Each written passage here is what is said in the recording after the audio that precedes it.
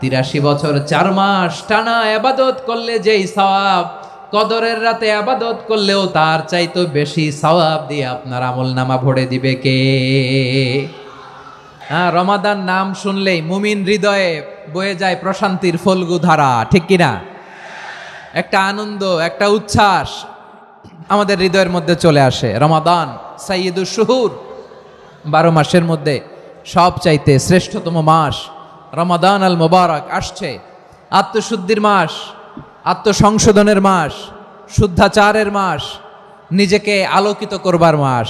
এই রমাদানুল মুবারকে আমাদের কি করণীয়, কি বর্জনীয়, what to do and what not to do, এই টপিকসের উপর কিছু কথা আপনাদের সামনে উপস্থাপন করব ইনশাআল্লাহ। ওমা তাওফীকি ইল্লা বিল্লাহ।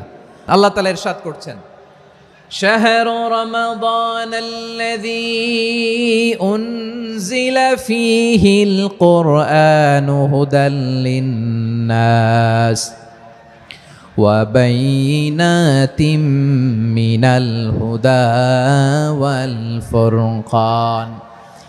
আল্লাহ বলেন রমাদান এমন একটা মাস যে মাসে কোরআন নাজিল করা হয়েছে, আর এই কোরআন হচ্ছে বিশ্ব মানবের জন্য পথ নির্দেশিকা, হেদায়েতের সুস্পষ্ট বর্ণনা এবং সত্য মিথ্যা পৃথক করার আসমানি মানদণ্ড রূপে জামিনে আমাদের জন্য কোরআন নাজিল করেছে কে?